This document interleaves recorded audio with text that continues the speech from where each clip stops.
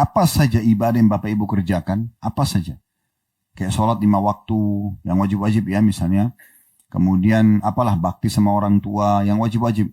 Maka itu akan lebih besar pahalanya kalau kita kerjakan dibandingkan bulan-bulan selain 4 bulan ini, diantaranya Muharram.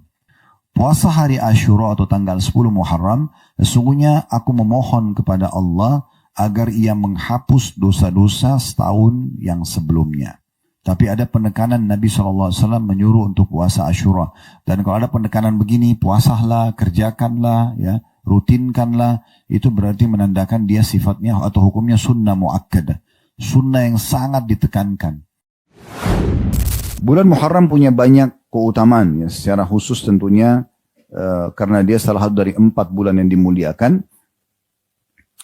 Dan Abdullah bin Abbas menekankan tentang masalah di bulan yang disucikan ini, artinya keharaman melebihi bulan-bulan yang lain.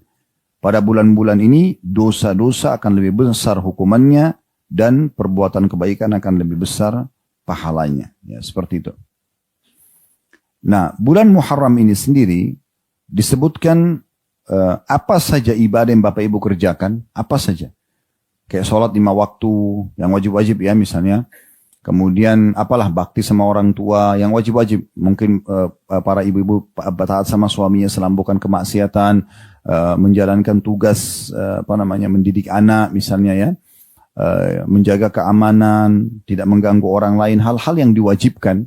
Maka itu akan lebih besar pahalanya kalau kita kerjakan dibandingkan bulan-bulan selain 4 bulan ini, diantaranya Muharram. Jadi kalau kita biasa sholat 5 waktu, misalnya bulan Safar, Rabiul Awal, Rabiul Tsani tadi ya, bulan 2, bulan 3, bulan 4. Itu semuanya sampai bulan 6, Jumadil Ula, Jumadil Tsaniyah. Nah itu semuanya pahalanya standar. Begitu masuk bulan Rajab, maka berlipat ganda langsung. Yang biasa kita kerjakan saja gitu. Ya. Begitu juga berhenti lagi di bulan Sya'ban. Bulan Ramadan naik lagi dia. Syawal turun lagi. Kemudian naik lagi bulan Zulqa'dah dan bulan Muharram naik lagi. Penilaian pahalanya, ya, jadi pelipatan ganda pahala. Nah, cuma memang di sini perlu digarisbawahi yang berbahaya adalah dosa-dosa juga akan dilipat gandakan hukumannya.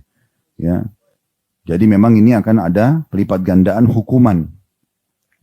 Dan saya sudah bilang jangan dianggap remeh tentang hukuman Allah Subhanahu Wa Taala, karena bisa saya satu dosa sudah cukup menghilangkan banyak sekali fasilitas yang Allah kasih, atau bahkan Allah datangkan hukuman yang sebenarnya kalau kita fikir-fikir, satu kali bohong, kita 1 bulan selalu merasa sedih, ini kan luar biasa balasannya. Mungkin hanya hitungan 1 menit atau 2 menit orang ngomong salah misalnya, dia ngomong bohong, tapi begitu luar biasa hukuman yang datang kepada dia. Ya, bisa saja hilangnya kenikmatan ibadah atau datang hukuman secara fisik kepada kita. Sebagaimana Abdullah bin Umar radhiyallahu anhu mengatakan, aku pernah melakukan 1 dosa kecil. Sudah cukup Allah haramkan aku tidak bisa hadir subuh berjamaah di masjid 1 bulan. Ya. Dan termasuk hukuman Allah Subhanahu Wa Taala adalah teralihkannya hati seorang hamba dari ketaatan. Makanya pernah ada orang datang kepada Hasan Basri mengatakan begini. Hasan Basri seorang ulama tabi'in. Wahai imam, saya ini sudah sekian tahun buat dosa, saya tidak pernah merasakan ada siksaan di fisiknya. Gak pernah sakit, gak pernah ganggu orang. Gitu kan? Gak pernah ada masalah, dia bilang bisnisnya juga berjalan. Kata Hasan Basri, kamu keliru. Kamu justru sudah ditimpa musibah dan hukuman yang lebih berat daripada apa yang kamu sangka. Ya, karena tingkatan ujian dari dosa itu hilang, yang paling besar hilangnya kenikmatan ibadah, baru kemudian di bawahnya adalah gangguan fisik yang datang. Ya, jadi Hasan Basri jelaskan, saya mau tanya, selama sekian tahun kamu bisa sholat on time, azan langsung sholat? Dia bilang tidak pernah. Kemudian kamu bisa sholat malam bangun? Dia bilang tidak bisa. Kamu selama bertahun-tahun ini bisa baca Quran? Dia bilang tidak. Kamu jaga bisa zikir pagi petang? Dia bilang nggak bisa. Kemudian kamu bisa bakti sama orang tuamu? Tidak bisa. Jadi banyak hal. Kamu bisa sedekah? Dia bilang nggak bisa. Kata Hasan Basri, itulah ya siksaan yang paling berat datang kepadamu. Karena umumnya umat-umat sebelum kita, pada saat Allah SWT mau binasakan, Allah hilangkan kesempatan ibadahnya. Dan mereka merasa bangga dengan dosanya. Kaum Ad, kaumnya Nabi Hud, ya. Kaum Samud, kaumnya Nabi Saleh, gitu kan. Kemudian kaumnya Nabi Lut, kaumnya Nabi Ibrahim, ya, tepatnya Namrud, kaumnya Nabi Musa, Fir'aun. Itu 3-4 hari sebelum Allah siksa, Allah tambah sehatkan badannya, Allah limpahkan rezekinya. Ini bahaya sekali. Makanya kata Nabi SAW, kalau kau melihat nikmat Allah melimpah pada seorang hamba yang melakukan dosa, maka ketahuilah itu adalah tahapan siksaan, supaya mereka makin lalai dan makin berat hukuman yang datang kepada mereka.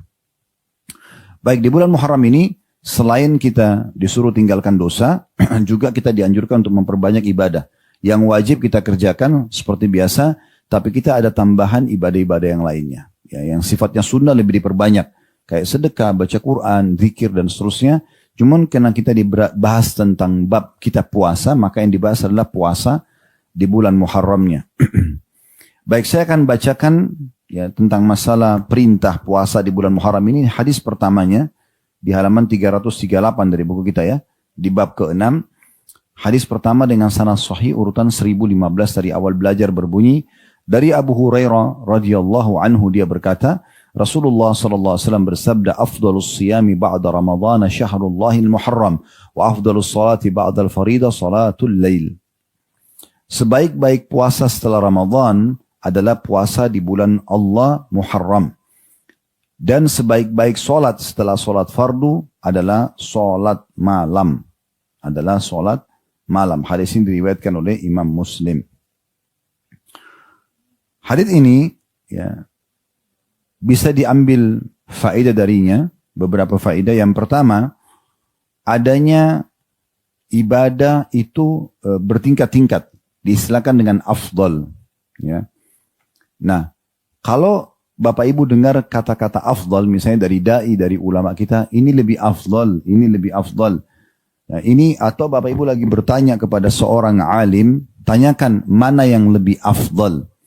Maksudnya yang terbaik. Jadi tahapannya itu ada tingkatannya. Misalnya ibadah yang sama. Saya sholat duha. Sholat duha ini mana yang lebih afdal? Berapa jumlah rakaatnya? Waktu yang paling baik misalnya. Supaya misal ada angka pahala 100, kita bisa dapat 100-nya. Kalau kita nggak pilih yang lebih afdal, mungkin turun. Misalnya cuma 70, cuma 60, cuma 50. Kalau sekali, mungkin tidak terlalu besar selisih antara si A sama si B. Yang cari yang paling afdal dan yang cari yang biasa-biasa saja. Tapi kalau sudah akumulasi 10 tahun dia kerjakan sholat duha dengan pola yang sama, maka kita akan lihat beda sekali antara si A sama si B. Gitu kan? Oleh karena itu kita harus mencari yang afdal. Selalu tanya, mana yang lebih afdal? Maksudnya mana yang lebih baik? Baik dari sisi balasannya nanti, derajatnya di surga, balasan di dunia, dari sisi rizki yang akan dikasih, itu semua yang mana afdal. Nah, di sini Nabi SAW bilang, afdalus siyam. Puasa yang paling afdal, maksudnya paling besar pahalanya setelah bulan Muharram, bulan Ramadan, maaf. Setelah bulan Ramadan wajib ya. Selain Ramadan tidak ada yang wajib. Maksudnya dari semua puasa sunnah yang paling afdal adalah berpuasa di bulan Muharram. Berpuasa di bulan Muharram, artinya paling besar pahalanya. Kalau Bapak Ibu tanya puasa apa, nanti akan kita jelaskan. Kan ada puasa Tasu'a dan Ashura 9 dan 10 Muharram, nanti ada di bab setelahnya, bab nomor 7 ya. Dan juga puasa-puasa sunnah yang lain kayak Senin, Kamis, ya, puasa Ayyamul Bid 3 hari setiap bulan. Ini semua kalau kita kerjakan dibandingkan bulan-bulan lain paling afdal, paling besar pahalanya dikerjakan di bulan Muharram. Makanya penting sekali untuk mengetahui ya kita berada di bulan berapa sekarang di bulan Hijriah. Kalau kita nggak tahu ini repot gitu kan. Kita akan kehilangan banyak sekali kesempatan pahala. Jadi ini yang pertama. Jadi kalau melakukan ibadah cari yang paling afdalnya. Dan selama bisa kerjakan. Sholat malam yang biasa saja 2 rakaat salam selesai. Witir 1. Afdalnya gimana? Nabi SAW mayoritas kerjakan 8 rakaat sholat malam, 3 rakaat witir. Itu afdalnya. Kalau si A sama si B, si A mengerjakan 11 rakaat sesuai dengan yang paling afdal. Si B cuma ambil yang mudah buat dia. 2 rakaat saja setiap malam, udah 1 rakaat witir cukup misalnya. Mungkin saya bilang tadi, kalau 1 hari mungkin tidak terlalu kelihatan perbedaannya. Tapi kalau si A sama si B ini berjalan sudah 10 tahun, ini sholat malamnya selalu 11 rakaat, ini cuma 3 rakaat. Berbeda nggak kira-kira? Beda dan nampak sekali. Nah itu yang dimaksud dengan potongan awal ini. Afdal artinya kejar. Jangan sia-siakan. Supaya kita tidak malas teman-teman sekalian, saya ingin berbagi sebuah tips. Pahami ini. Kalau kesempatan ibadah itu tidak akan terulang. Tidak akan terulang. Contoh misal, tadi malam ada di antara kita yang tidak sempat sholat malam. Apakah dia berdosa? Enggak. Kan sunnah gitu kan. Maksudnya dia dikerjakan dapat pahala, tidak dikerjakan tidak berdosa. Tetapi kalau misalnya dia hadir di majelis ilmu seperti ini, lalu dia dengarkan tentang masalah keutamaan sholat malam misalnya. Terus dia termotivasi mau mengerjakan. Kira-kira dia bisa nggak kembalikan waktu dia untuk sholat malam tadi malam? Nggak bisa. Misal contoh, ini contoh saja. Tadi malam misal tanggal 7. Misal contoh saja. Ini tanggal bukan tanggal hari ini ya. Kalau misalnya tadi malam tuh tanggal 7, misalnya jam malam, awal malam atau pertengahan malam sudah, atau sepertiga malam lah. Sepertiga malam misalnya masuk jam 12 sampai jam azan subuh jam 4 misalnya. Maka ini yang paling afdal. Ini waktu tidak bisa dia kembali. Nggak bisa dia kembali. Jadi akan dicatat selamanya di buku amal dia tidak sholat malam di waktu itu. Nggak bisa diperbaikin sama dia. Jadi kalau ada teman dia atau kerabat dia yang sholat tadi malam, tahajud, maka dengan dia beda derajatnya.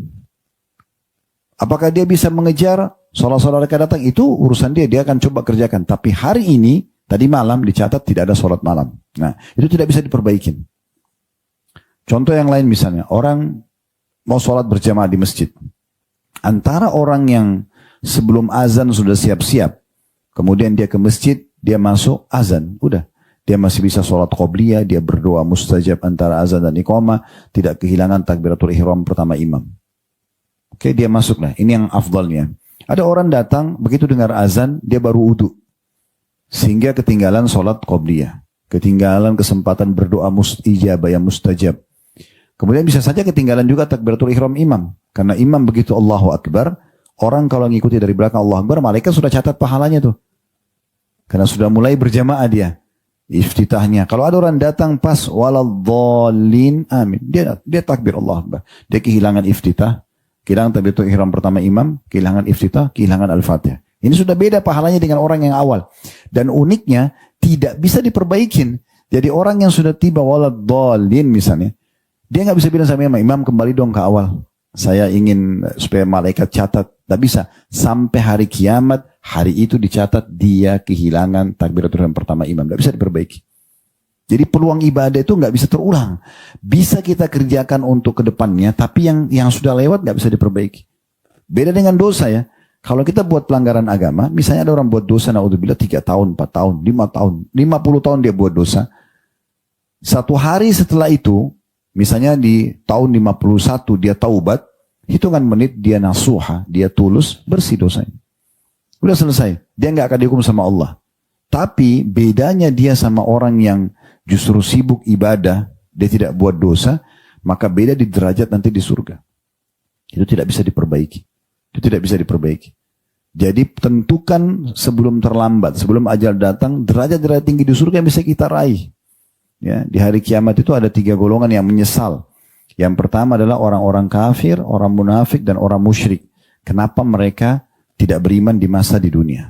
Yang kedua adalah para pelaku dosa yang dosanya lebih berat daripada amal baiknya.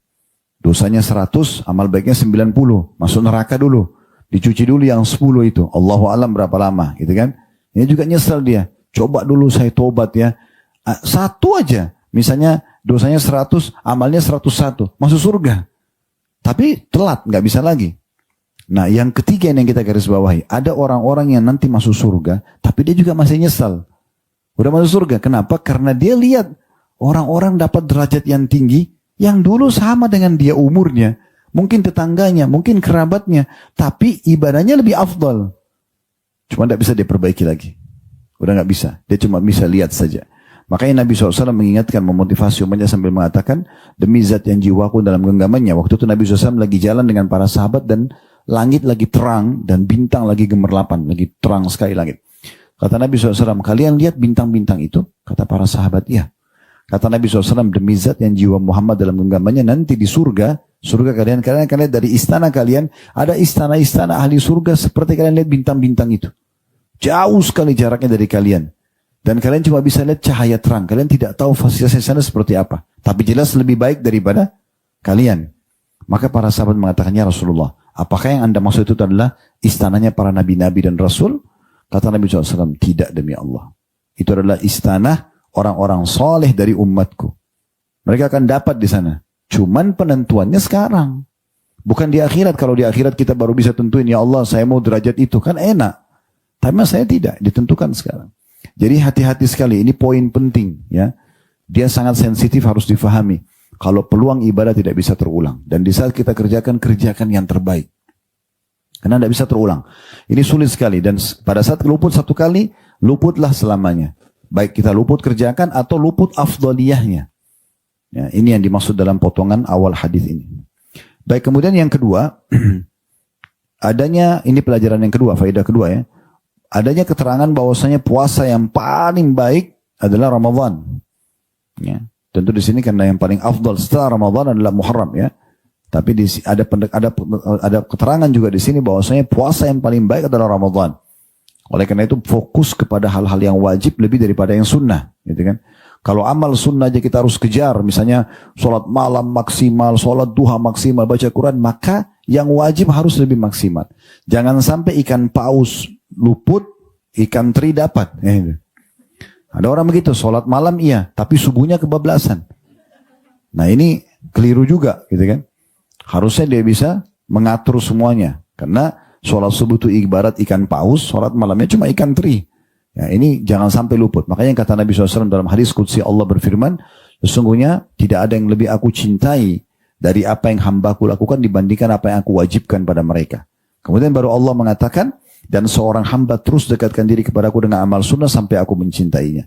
Tapi yang paling Allah cintai adalah sholat wajib. Artinya begitu kita ibadah wajib, begitu kita kerjakan puasa Ramadan, haji, sholat 5 waktu, zakat, ini yang wajib-wajib, dan kita maksimalin ini langsung bisa meraih cinta Allah. Kalau ibadah sunnah kita banyak kerjakan dulu, berulang-ulang baru bisa datang cintanya Allah. Nah, seperti itu. Pelajaran yang ketiga tentang keutamaan bulan Muharram itu sendiri, dan sudah kita sebutkan ya kalau dia masuk dalam satu dari 4 bulan yang dimuliakan. Pelajaran yang keempat dari hadis, adanya penyebutan juga solat yang paling afdal setelah solat 5 waktu adalah solat tahajud. Solat tahajud. Ini sudah dibahas sebenarnya panjang lebar di bab solat ya. Ini kan sudah bab puasa. Sebelumnya ada kitab solat yang kita bahas. Tapi saya ingatkan kembali, solat malam ini teman-teman adalah tolok ukur keimanan seseorang. Kalau Bapak Ibu sudah bisa terbangun setiap malam dan solat malam, dan itu sudah menjadi seperti rutinitas, di waktu itu selalu sering bangun, di waktu yang sama, 2:30, jam 3, sudah rutin bangun itu. Karena ini bisa kerjakan sholat malam, itu menandakan tolok ukur keimanan orang itu sangat baik. Ya, karena memang Allah tidak akan membangunkan dan mengerjakan ibadah ini bagi orang-orang yang maksiat kepadanya. Ya, itu tidak mungkin. Dan dia pun kalau mau kerjakan, dia tidak khusyuk. Misalnya, dia tidak konsentrasi, dia malas mengerjakannya. Tidak mau membaca ayat yang panjang, tidak mau berdoa, tidak menikmati sholat malam itu. Oleh karena itu, tolok ukurnya adalah sholat malam. Dan kata Nabi SAW, jangan kalian tinggalkan sholat malam, karena itu adalah tradisi dan kebiasaan orang-orang soleh sebelum kalian. Dan Nabi SAW ingatkan, dalam mengerjakan ibadah juga harus konsisten. Bahasa agama istiqomah. Ya. Jangan sholat malam hari ini, terus 1 bulan libur. Bulan depan lagi baru sholat malam. Ya. Makanya kata Nabi SAW, amal yang paling Allah cintai, ya, yang rutin walaupun sedikit. Tapi dia selalu kerjakan. Kalau memang kita hanya bisa mengerjakan dulu, subuh misalnya jam 4 lewat 10 menit. Nah, saya bisa bangun 3:30.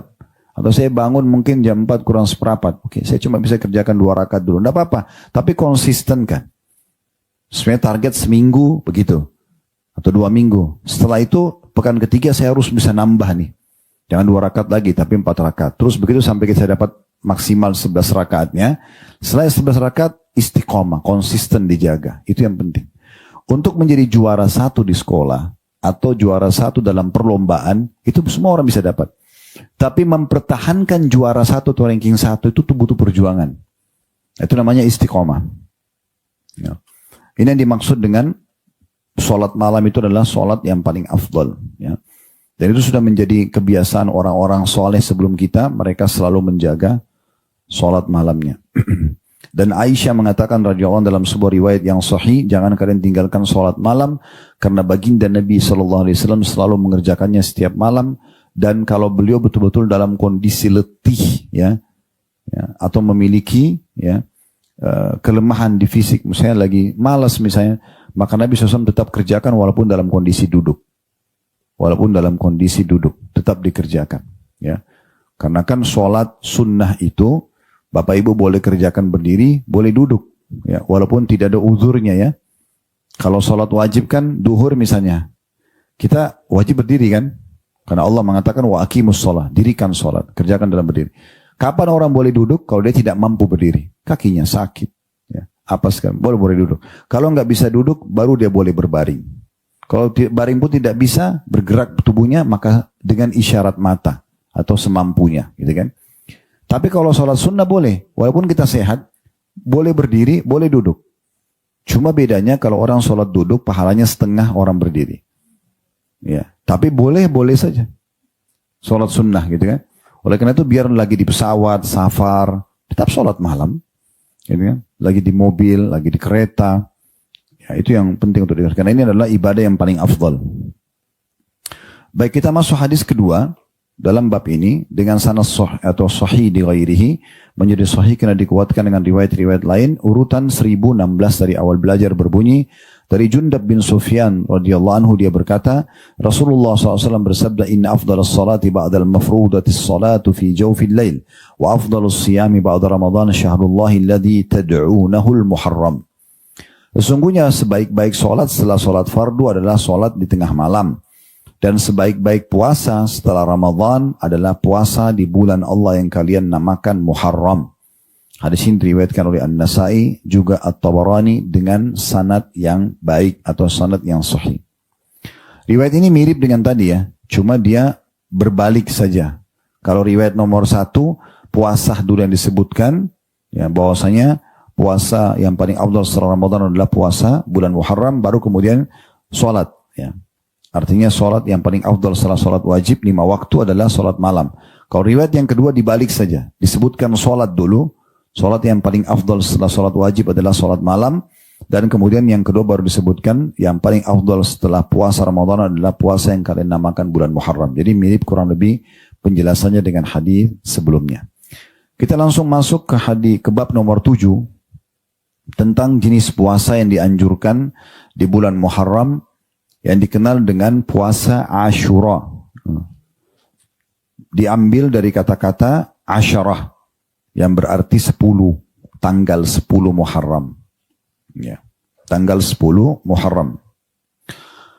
Nah, puasa ini landasan hukumnya adalah hadis Bukhari. Pernah Nabi SAW menemukan informasi kalau masyarakat Madinah dari kalangan Yahudi, waktu itu ada orang Yahudi tinggal di Madinah, mereka puasa di 10 Muharram. Lalu beliau suruh para sahabat nanya, kenapa mereka puasa? Maka orang-orang Yahudi mengatakan, ini adalah hari baik di mana Allah menyelamatkan Musa dan Bani Israel dari kejaran musuh mereka, maksudnya Fir'aun.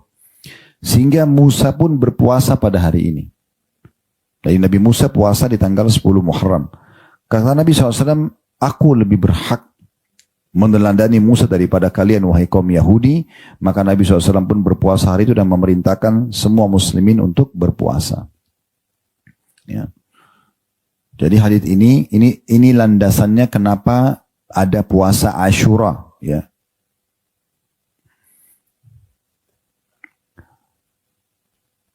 Karena yang kerjakan adalah Nabi Musa alaihissalam, kemudian Nabi Muhammad SAW juga contohkan, maka menjadi bagian daripada syariat agama Allah Subhanahu wa taala. Baik, kalau orang puasa Ashura, dia akan mendapatkan hadis yang akan kita bacakan ini. Hadis yang pertama di halaman 339, ini cuma sebuah hadis ya di sini seingat saya ini. Oh ya, ada 5 buah hadis penyebutan tentang masalah puasa bulan Ashura atau hari Ashura ini, maaf. Hadis pertama ada 2 buah riwayat. Ya. Riwayat yang pertamanya dengan sanad sahih urutan 1017 dari awal belajar berbunyi dari Abu Qatadah radhiyallahu anhu, anna Rasulullah sallallahu alaihi wasallam su'ila an siyami yaumi Ashura faqala yukaffiru sanatal madhiyah. Bahwasanya Rasulullah SAW ditanya tentang puasa hari Ashura, maka beliau menjawab, ia melebur dosa-dosa tahun yang lalu. Tahun yang lalu, maksudnya 365 hari yang lalu dibersihkan dengan 1 hari puasa. Diriwayatkan oleh Imam Muslim dan lain-lain, dan juga dalam riwayat Ibnu Majah bunyi lafadznya. Ini masih di hadis nomor urutan 1 ya. Kata Nabi SAW, siyamu yaumi Ashura inni ahtasibu ala Allah an yukaffira as-sanata allati qablahu. Puasa hari Ashura atau tanggal 10 Muharram, sesungguhnya aku memohon kepada Allah agar ia menghapus dosa-dosa setahun yang sebelumnya. Jadi hadits ini luar biasa ya, karena satu hari puasa hanya dari subuh, azan subuh sampai azan maghrib, 1 tahun diampuni dosa. Ini menandakan rahmat Allah luas sekali. Ya. Jadi Allah Subhanahu Wa Taala dengan sedikit amal saja Allah sudah menghapus dosa sekian banyak. Ya. Padahal sebenarnya kalau di kehidupan manusia ini satu pelanggaran saja mungkin orang sudah susah memaafkan. Tapi Allah Subhanahu Wa Taala menyiapkan selain orang itu memohon ampun istighfar kepada Allah, dengan amal soleh dia saja bisa membersihkan dosa-dosanya. Ya. Dari hadis ini kita ambil pelajaran teman-teman sekalian. Yang pertama, adanya perintah untuk berpuasa hari Ashura. Namun karena tidak diikuti dengan ancaman bagi yang meninggalkan, maka hukumnya jadi hukum sunnah. Ya.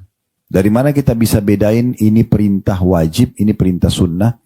Kalau yang wajib, itu kalau ditinggalkan ada ancamannya. Kayak sholat 5 waktu misalnya. Hadisnya kan jelas. Kata Nabi SAW, pembeda dasar antara kami dengan orang-orang kafir adalah sholat, siapa yang meninggalkan dia telah kufur. Maka ada ancaman kekafiran. Kalau orang sengaja tinggalin sholat dengan membangkang, maka itu ada ancaman. Makanya sholatnya jadi wajib. Puasa Ramadan juga begitu, haji juga begitu. Semua itu ada ancaman-ancamannya. Ya. Tapi kalau perintah dan tidak diikuti dengan ancaman bagi yang meninggalkan, maka hukumnya sunnah. Nah, mirip dengan puasa Ashura ini. Karena disebutkan, Nabi cuma bilang, puasa hari Ashura, ya, itu bisa membersihkan dosa setahun yang lalu.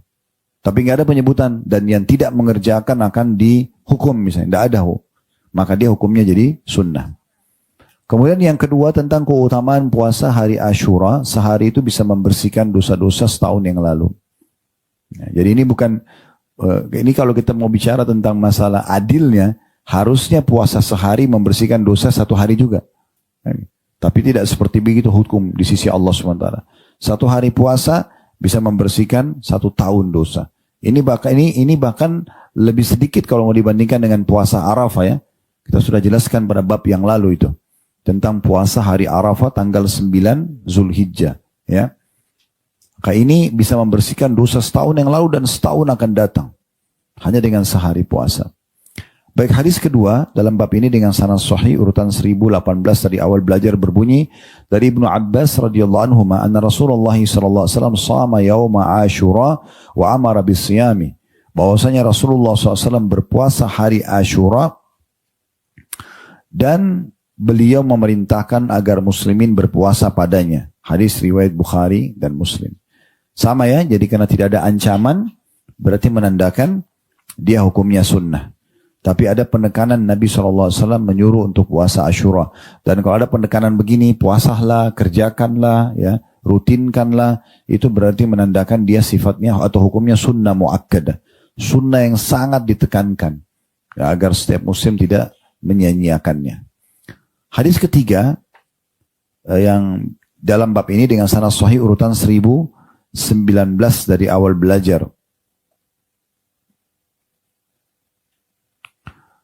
Dan darinya juga maksudnya dari Ibnu Abbas radhiyallahu anhu, sahabat yang sama, bahwa dia ditanya tentang puasa Ashura, maka dia menjawab, ma'alimtu anna Rasulullah sallallahu alaihi wasallam shama yawman yatlubu fadlahu 'ala al-ayyam wala syahran illa hadha asy-syahr ya'ni Ramadan. Aku tidak mengetahui bahwa Rasulullah SAW berpuasa suatu hari di mana beliau mencari keutamanya atas hari-hari yang lain, dan tidak pula 1 bulan yang lebih utama dari bulan-bulan lain kecuali bulan Ramadan, diriwayatkan oleh Imam Muslim. Coba perhatikan hadis ini ya supaya enggak salah faham. Di situ dikatakan dan darinya, maksudnya dari Abdullah bin Abbas, bahwa dia ditanya tentang puasa Ashura. Jadi hadis ini muncul pertanyaan seseorang kepada sahabat Nabi Abdullah bin Abbas tentang puasa hari Ashura, apa sih kelebihannya? Nah begitu.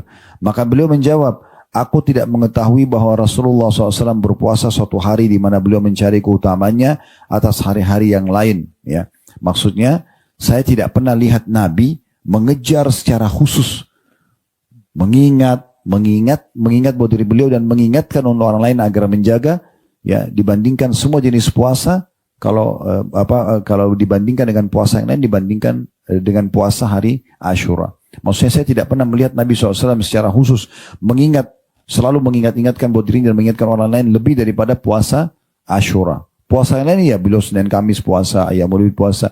Tapi puasa Ashura ini beliau ingatkan terus. Ya.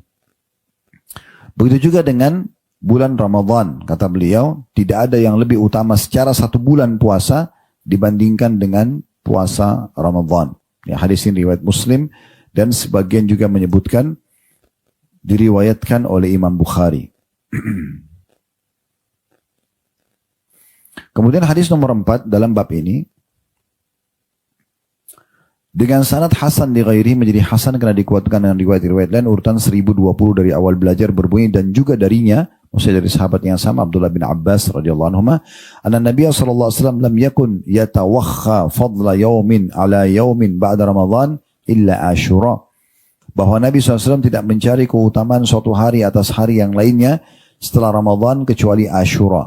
Hadis ini riwayat Tabarani dalam Mu'jamul Awsat dan sanadnya dengan diperkuat oleh yang sebelumnya adalah hasan. Maksudnya puasa sunnah yang lain Nabi kerjakan, tapi khusus Ashura Nabi ingatkan terus. Jangan kehilangan, selalu diingatkan. Ya. Nah, ini pernyataan Abdullah ibn Abbas radhiyallahu anhu. Riwayat yang terakhir dalam bab ini dengan riwayat nomor 5 dengan sanad sahih di ghairihi menjadi sahih karena dikuatkan dengan riwayat-riwayat lain urutan 1021 dari awal belajar. Ini berarti menandakan kita sudah pelajari secara urutan 1021 hadis. Ya, harusnya sudah menjadi guru semua ini. Itu secara urutan ya, tapi seringkali dalam satu nomor urut ada beberapa riwayat. Contohnya misalnya dalam bab ini tadi riwayat nomor 1, ya, urutan nomor 1 ada 2 riwayat, gitu kan? Jadi mungkin kita sudah pelajari bisa mendekati 1500-1600 hadis, belum yang dijelaskan secara syarah atau penjelasan gitu. Jadi minta supaya Allah jadikan ilmu bermanfaat itu dan mudah diamalkan ya. Hadis nomor 5 dari Abu Sa'id al-Khudri radhiyallahu anhu, dia berkata Rasulullah SAW bersabda, "Man shama yawma Arafah, ghufira lahu sanatan amamah wa sanatan khalfah, wa man shama Ashura, ghufira lahu sanah." Barang siapa yang berpuasa pada hari Arafah, maka diampuni untuknya dosa-dosa 1 tahun di depannya dan 1 tahun di belakang. Ini yang pernah kita jelaskan di bab sebelumnya tentang keutamaan puasa Arafah ya.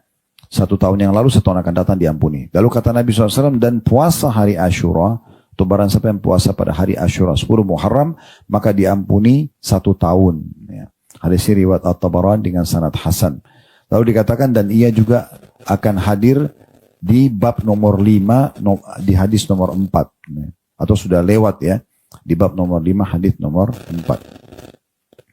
Baik, di sini perlu saya tambahkan, ada riwayat juga yang menyebutkan tentang masalah pentingnya orang menjaga puasa 9-nya. Ya, puasa hari 9 dikenal dengan Tasu'a. Ya, dari kata-kata Tis'a. Abdullah bin Abbas radhiyallahu anhu meriwayatkan ketika Rasulullah SAW berpuasa pada hari Ashura dan memerintahkan untuk memuasainya, maka para sahabat berkata, "Wahai Rasulullah, sungguhnya hari ini adalah hari yang diagungkan oleh kaum Yahudi dan kaum Nasrani." Maka Rasulullah SAW berkata, jika tiba tahun depan, ya, maka insya Allah kita akan berpuasa juga Tasu'a atau hari ke-9. Abdullah melanjutkan mengatakan, belum tiba tahun berikutnya, Rasulullah SAW sudah wafat. Hadis ini riwayat oleh Imam Muslim. Ya. Jadi waktu pertama Nabi SAW mensyariatkan puasa Ashura, itu adalah di tahun terakhir beliau sebelum wafat. Karena beliau mendapatkan orang-orang Yahudi berpuasa. Lalu beliau tanya, kenapa mereka puasa? Jawabannya karena mereka mengikuti Musa. Musa alaihissalam berpuasa 10 Muharram karena diselamatkan dari kejaran Fir'aun. Maka Nabi SAW mengatakan, aku dan umatku lebih pantas menghormati Nabi Musa. maka beliau pun memerintahkan untuk berpuasa gitu kan. Nah, tapi dalam riwayat yang baru saya sebutkan tadi, dan itu riwayat Imam Muslim, waktu Nabi SAW suruh puasa Ashura, maka beberapa sahabat mengatakan, ya Rasulullah, tapi sayangnya 10 Muharram ini memang diagungkan sekali oleh Yahudi dan Nasrani. Sampai orang Yahudi pun di Israel sekarang masih ada yang puasa 10 Muharram itu. Maka kata Nabi SAW, kalau begitu, mulai tahun depan, kita akan ikutkan 9 dan 10. Supaya tidak sama dengan orang-orang Yahudi. Gitu kan.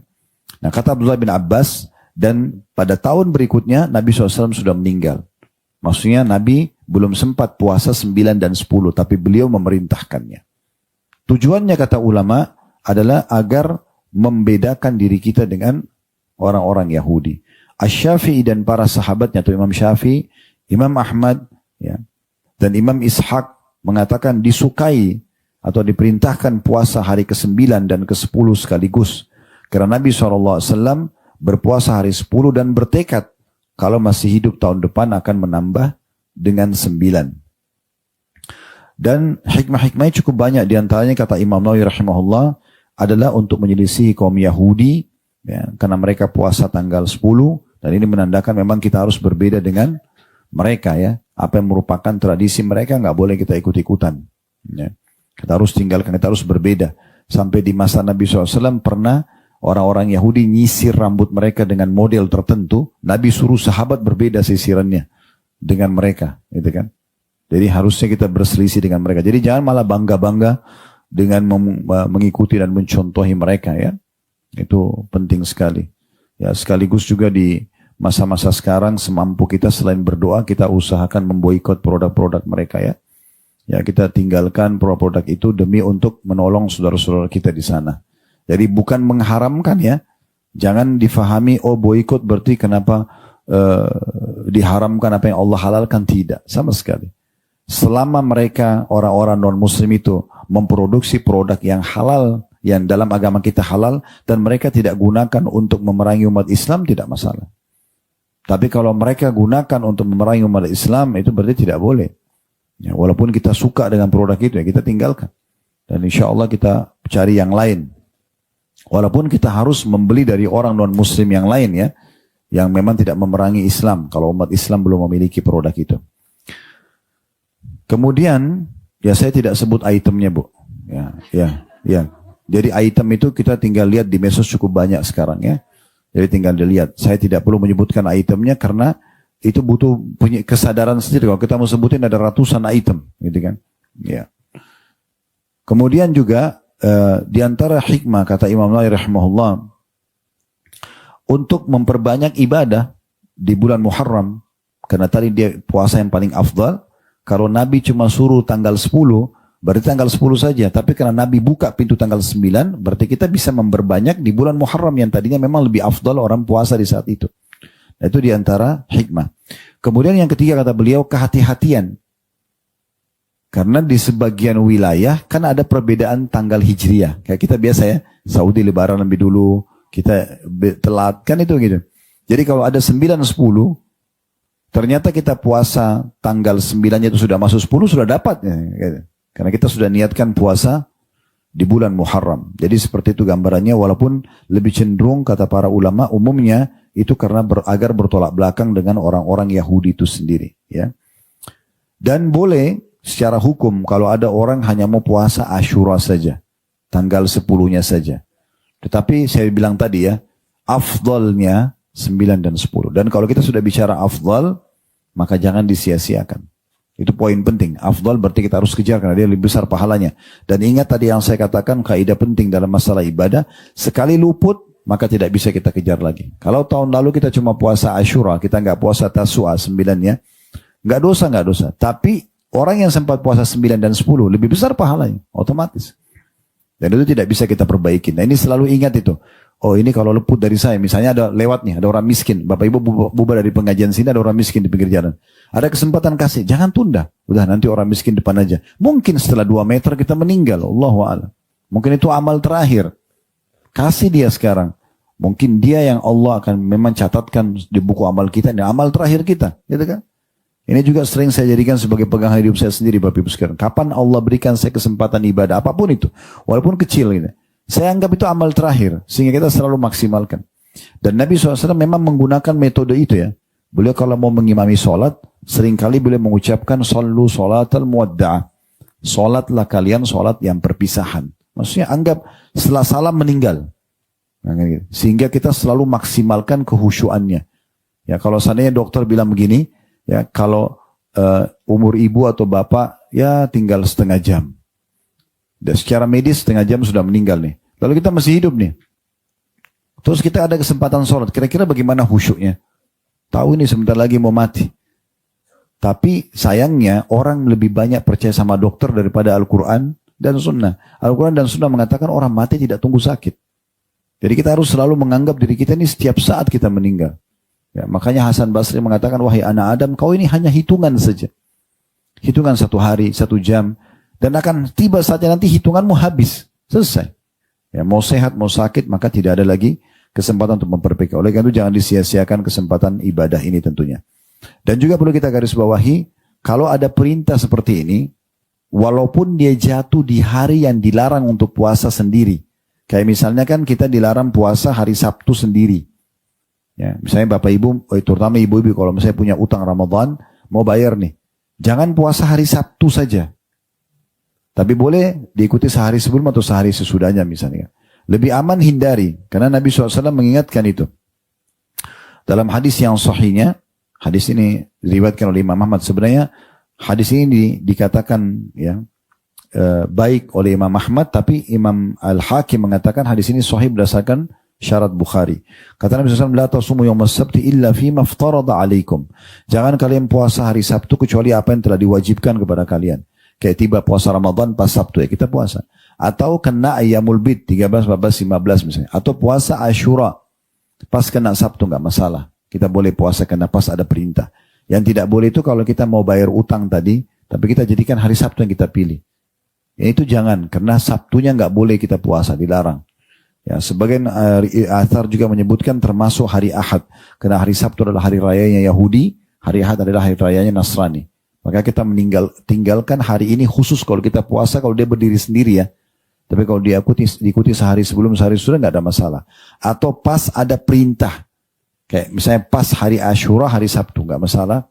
Kita puasa pada saat itu. Nah ini kurang lebih gambarannya insya Allah tentang masalah bahasan kita 2 bab ini. Kedepannya insya Allah kita akan lanjutkan di bab ke-8 anjuran puasa Sya'ban, keterangan tentang puasa Nabi padanya dan keutamaan di sini disebutkan nisfu Sya'bannya. Kami juga mengajak Bapak Ibu sekalian kalau berminat untuk bergabung di Yayasan Sedekah Kreatif, Yayasan Sosial kami, tinggal datangi medsosnya Yayasan Sedekah Kreatif, cukup banyak aktivitas yang kami lakukan. Dan juga mengajak Bapak Ibu untuk selalu mendukung channel-channel dakwah, baik dakwah kami atau dakwah yang lainnya. Insya Allah ini akan sangat berbuka peluang untuk meraih pahala tentunya.